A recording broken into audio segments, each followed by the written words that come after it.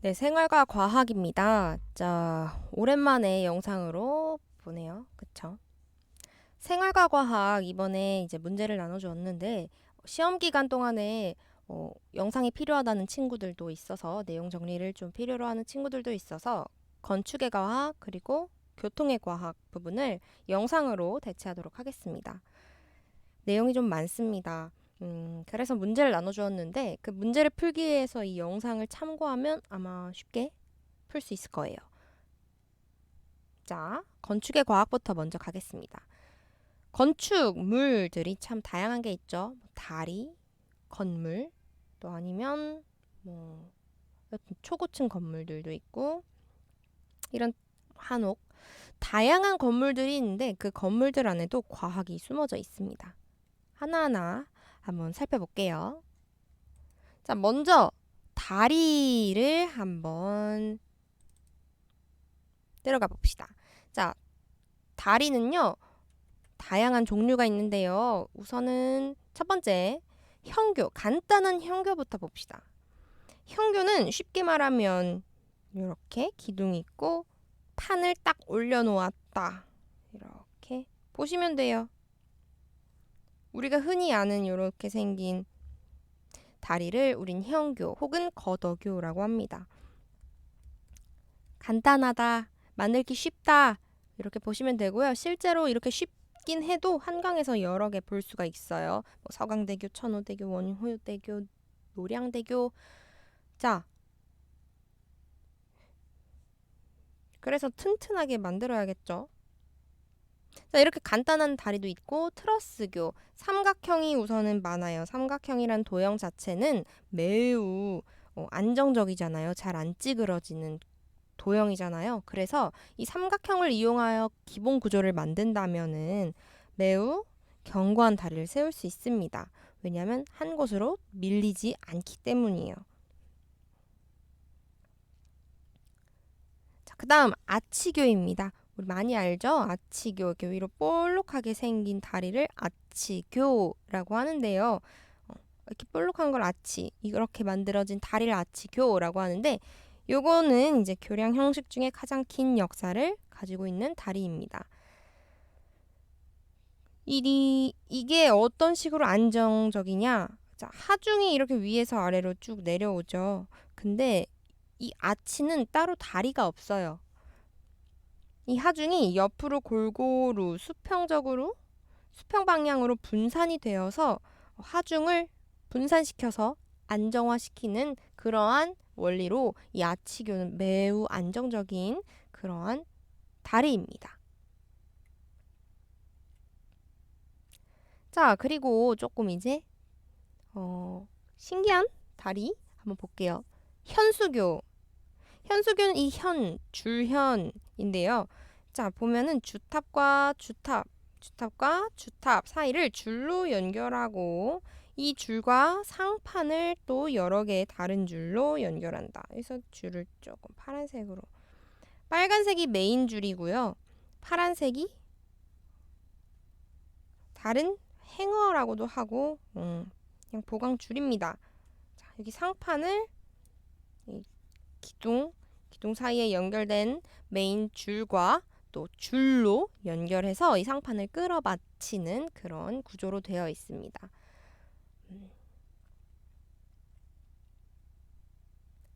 사장교 방금 봤던 현수교와 조금 비슷한데 사장교는 다른 게 뭐냐면 이 상판과 주탑이 직접적으로 이 케이블로 연결되어 있어요. 직접. 아까 현수교 같은 경우에는 선이 연결돼서 상판을 끌어받치잖아요. 그렇지만 사장교는 직접적으로 이렇게 연결이 되어 있다. 이게 바로 사장교입니다. 올림픽대교가 이렇게 생겼죠. 교과서에도 있습니다. 자, 그 다음은 요즘에 점점 많아지고 있는 초고층 건물입니다. 자, 초고층 건물이라는 건 엄청 높다라는 거예요. 하지만 엄청 높게 세우려면 그만큼 기술력이 따르겠죠. 안정성을 위해서 이러한 구조를 택하는데 지금 롯데타워 같은 경우에는 이 메가 기둥 구조 이 메가기둥 구조란 여기 뭐랄까 사각형 꼭지점 쪽에 가장 튼튼한 구조로 지탱을 하고 있는 그런 구조예요. 여기 가장 안정적으로 내 모서리에다가 그 기둥, 아주 튼튼한 기둥을 세운다. 그래서 메가기둥 구조였고요. 가끔은 직사각형 형태를 벗어나서 이 요즘엔 Y자 형태 구조도 많이 택하곤 있습니다. 그리고 이제 튜브 구조. 튜브 구조라는 거는 이제 좀 헷갈린데 개념이 조금 헷갈린데요.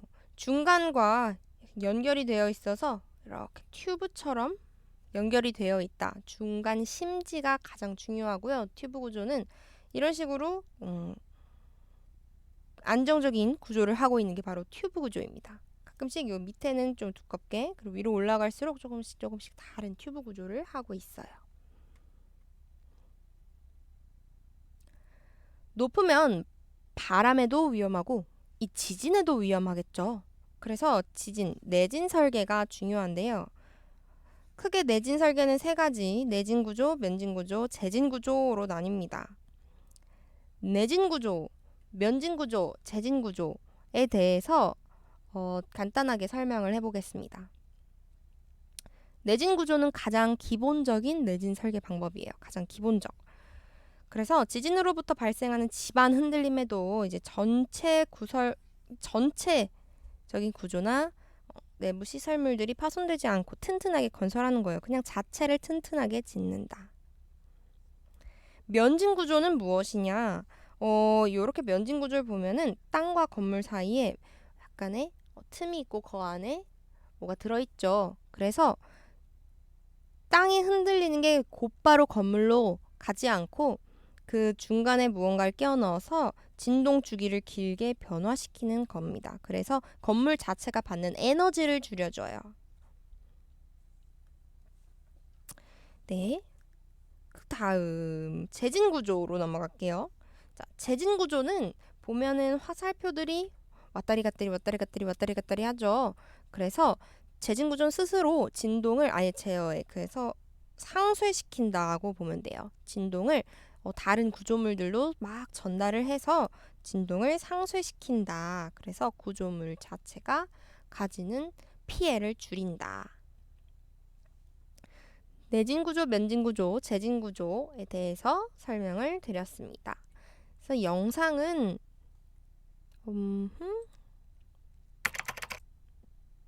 자, 영상으로 잠깐 볼게요. 자, 내진 구조는 이렇게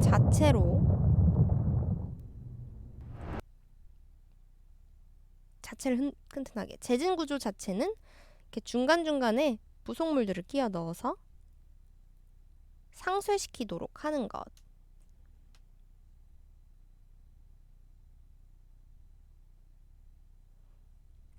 그리고 면진 구조는요, 집안과 건물 자체를 분리합니다. 그래서 진동의 그 주기를 늘리는 거죠.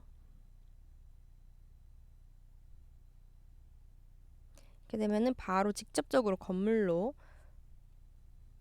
에너지가 전달되지는 않겠죠. 보면 이렇게 비교가 될 수 있습니다.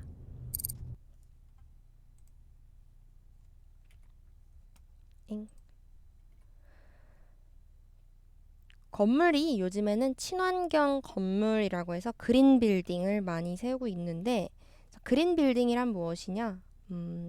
건물 자체가 이렇게 식물도 많고 친환경적인 건물이기도 하고요. 또 유지. 맨 처음은 이제 건축이겠죠. 건축부터 해서 설계나 건축에서부터 관리, 유지, 그리고 이게 건물도 수명이 있는데 수명 다할 때까지 이걸 모두 통틀어서 이 모든 전 과정에서 친환경적이면 그린 빌딩이라고 합니다. 이거는 이제 계획하고 있는 그런 그린 빌딩인데요. 뭐 싱가포르에 가면은 이런 빌딩을 많이 볼 수 있어요. 자, 이번에는 세계적인 건축물들에서 과학을 한번 배워봅시다. 방금 요거는 이탈리아 로마에 있는 콜로세움이죠. 로마인데요. 로마의 콜로세움 그리고 이렇게 쭉 가다 보면 근처에 판테온이라는 신전이 있어요. 되게 가깝게 다들 있죠, 유적지들이. 우선 콜로세움부터 봅시다. 콜로세움을 보면요, 우리 많이 봤죠. 이렇게 끊어져 있어요. 무너졌죠. 자, 여기 보면 아치들이 막 있어요. 그래서 콜로세움은 아치들이 닫힌 구조로 되어 있어요. 아치가 막 이 원 안에 아치들이 많이 있다. 그래서 닫힌 아치 구조이다 라고 보면 됩니다. 그래서 아치 자체는요, 이렇게 있어서 위에 하중이 딱 오면 깨지기 쉬워요. 이렇게 깨져버리기 쉬워요. 너무 하중이 세다 보면. 하지만 여기 옆에 측벽을 세워 넣으면 그 하중을 여기 측벽을 통해서 벽이 견딜 수가 있겠죠. 하지만 요거 콜로세움 같은 경우에는 측벽이 따로 필요 없습니다.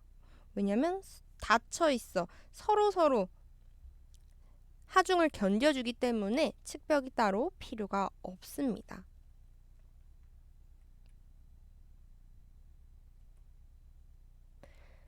자, 그리고 콜로세움과 가까이 있는 판테온 신전인데요. 이 신전은 돔 형태로 되어 있어요. 돔. 자, 돔 형태로 되어 있어. 돔은 아치가 360도로 돌려 있다고 보면 되겠죠? 360도. 그래서 하중을 견디기 매우 안정적이고요. 그리고 판테온도 신기하게 가운데가 구멍이 뻥 뚫려 있어요. 여기 구멍. 여기는 상승기류 때문에 이제 밖으로 이렇게 상승기류 때문에 비가 와도 안으로 들이닥치지 않는다고 합니다. 그리고 추가로 판테온은 돔 형식이기 때문에 안에 기둥이 없어요. 그래서 보면 이제 엄청 공간이 넓죠. 그게 판테온 신전의 특징입니다.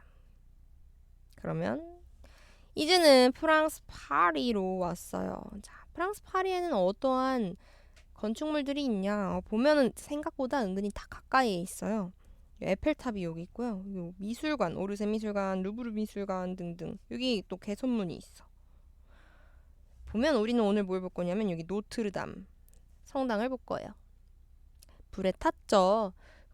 그래서 지금 복원 중이긴 한데, 자, 노트르담 대성당 여기를 보면은 여기가 바로 이쪽 면인데요. 여기 정문이었나? 아마 정문인 것 같아요.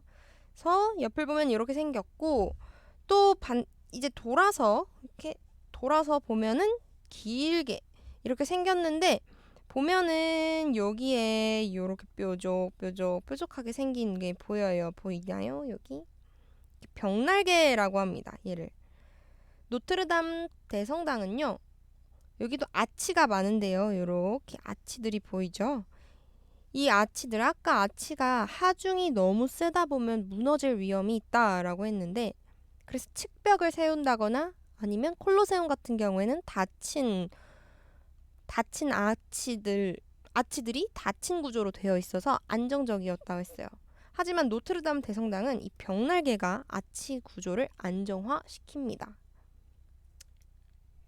이렇게 뾰족뾰족 나온 것들을 벽날개라고 하죠. 자, 그리고 추가로 여기 노트르담 대성당 요 가운데 있는 것들이 여기 스테인글라스입니다. 너무 멋있네요. 이번엔 미국으로 날라왔어요. 자, 미국 세인트폴 대성당입니다. 이곳에는 속삭이는 회랑이라는 곳이 있는데 어떤 곳이냐면 이 사람이 소리를 아 하고 내면 저 반대편 어느 초점에 있는 사람이 특정 그 소리를 너무 잘 들어요. 다른 곳에서는 잘 안 들리는데 특정 어느 곳에서는 이 사람의 소리가 매우 잘 들린다는 거예요. 자, 이거는 어떤 구조, 이 세인트폴 대성당의 어떤 구조를 이용한 거냐면 바로 타원형의 두 초점 간에 이제 요 거리 있죠. 한 초점과 두 번째 초점, 요 길이는 언제나 일정하다. 이 길이의 합은 언제나 일정하다라는 그 타원의 원리를 이용한 장소입니다. 나중에 한번 기회가 되면 가서 시험을 해보세요. 실험. 자, 외국에 있는 건축물들만 봤네. 우리 한옥도요. 생각보다 매우 과학적입니다. 여기요, 은평 한옥마을이에요. 은평. 가까운 곳에도 매우 멋있는 곳이 있네요. 자, 우선 처마라는 것은 이렇게 지붕인데요. 보면 여기 기둥 밖으로 나와 있는 지붕의 일부를 우린 처마라고 합니다. 처마의 기능은 여름에는 햇빛이 들어오지 못하게 그늘을 만들어주는 역할을 하고요. 또 그 높이가 낮은 겨울에는요, 깊숙이 들어왔다가 그 온도가 오랫동안 유지될 수 있도록 도와주는 역할을 합니다. 그래서 사계절 동안 처마는 매우 중요한 역할을 하고 있습니다. 또 여기에 다양한 근데 요 대청마루는 이따 또 볼 거니까 봅시다. 방과 방 사이에 있는 큰 마루 시원하게 여름철에 시원하게 있을 수 있게 해주고요. 또 보면은 요 대돌이라고 하는데 디딤돌이라고도 해요. 자, 디딤돌은 낮은 곳에서도 중간 단계 돌이라고 하고요. 또 추춧돌은 여기 기둥 아래에 있는 요거. 요 다른 말로는 초석이라고도 한다. 이 정도로 보시면 될 것 같습니다. 그리고 또 한옥의 가장 또 외국인들이 좋아하는 특징, 온돌. 여기 아궁이 불 때우면 이 열기가 밑바닥으로 딱 들어가. 그래서 분엄기를 넘어요. 근데 분엄기를 보면은 요렇게 언덕배기가 있어요. 경사가 져 있고 또 경사가 낮아집니다. 요렇게 낮아지는데 올라가요. 그리고 여기까지 넘어오면 여기에서는 다시 역류하지 못하게 만들어주는 역할을 하는 게 바로 분엄기이고요. 이 고래까지 갔다가 여기서 굴뚝으로 연기가 올라가는데 여기 오랫동안 남겠죠. 그래서 방바닥이 따뜻해질 수 있는 겁니다. 온돌. 그래서 외국은 이제 천장에서 바람이 나오는데 우리나라 같은 경우에는 바닥에서 따뜻한 열기가 올라와요. 근데 생각해보면 열기는 아래서 위로 올라가는 그 성질을 가지고 있어서 사실 위에서 내려오는 것보단 아래에서 올라가는 게 훨씬 따뜻하다고 합니다. 대청마루고요. 자, 우선 여기서 잠깐 끊었다가 바로 교통의 과학으로 넘어가도록 하겠습니다.